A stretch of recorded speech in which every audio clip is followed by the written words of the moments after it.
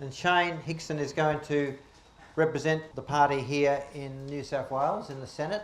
She's here, and I'm going to ask her to come down the front and introduce herself and say a few words. And I want you all to vote for her, because then you can go and have your vote go where you like, but we do want this issue to move. Thank you. Hello, it's a pleasure to be here today. My name is Shayne Higson. I'm fairly new to the issue of voluntary euthanasia. I am old enough to be in this meeting, I'm 53, but the reason why I decided to become involved with the Voluntary Euthanasia Party is because my mother died of brain cancer last year, in November last year.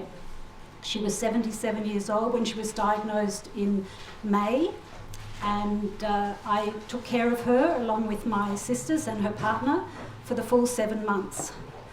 But unfortunately, the end stage of her illness was not like the doctors said it would be. When Mum was given the news that there was nothing that they could do, they couldn't operate. She had multifocal glioblastoma, which is multiple brain tumours. It was too dangerous to also do radiation therapy, so she did do a few courses of chemotherapy, but only to give her a little bit more time. There was certainly no illusion that it could cure the cancer. When she asked her neurologist what it would be like in the end, he said, "You will just sleep more and more each day, and then you just won't wake up."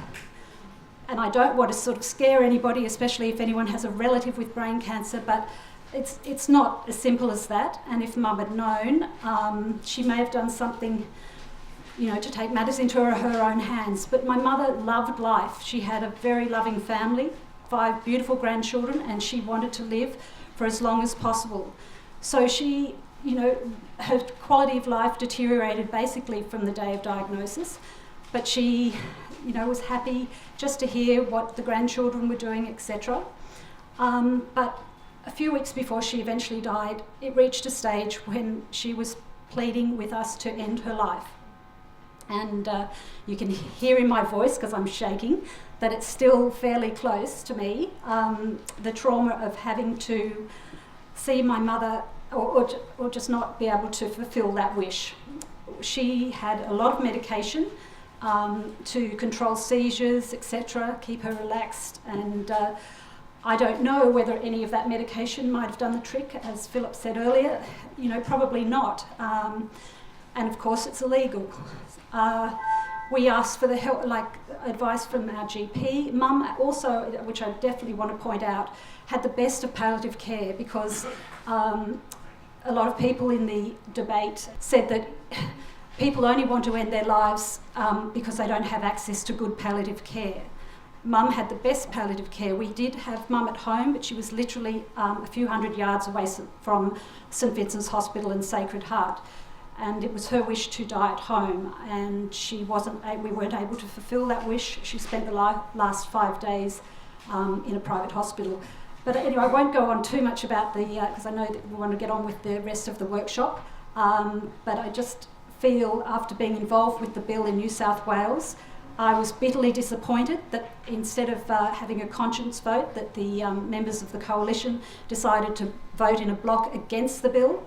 And I believe that it's primarily because the bill was put forward by the Greens member of the upper house, and one of the coalition members actually told me that on the phone when I made calls. So I just feel that I was so pleased to hear that the party had formed, because it's time that we said, we've waited long enough. People on both sides of politics are saying that the laws, it'll come one day. Well, look, it's too late for my mum, but it's not too late for people like Loredana Alicio Mulhall, who some of you may be aware of Loredana. She has multiple sclerosis. She wants to choose the manner and timing of her death. She's had multiple sclerosis for 27 years. And so we can't, I don't want to wait longer. I think it's time that the politicians realise that they need to change the law. It's what over 80% of Australians believe, and that's why I've decided to run for the Senate in New South Wales. Anyway, I'm happy to speak to any of you at the end if you want to speak to me, and I'll let Philip get on with the workshop. Thanks. Thanks very much for that, Shayne.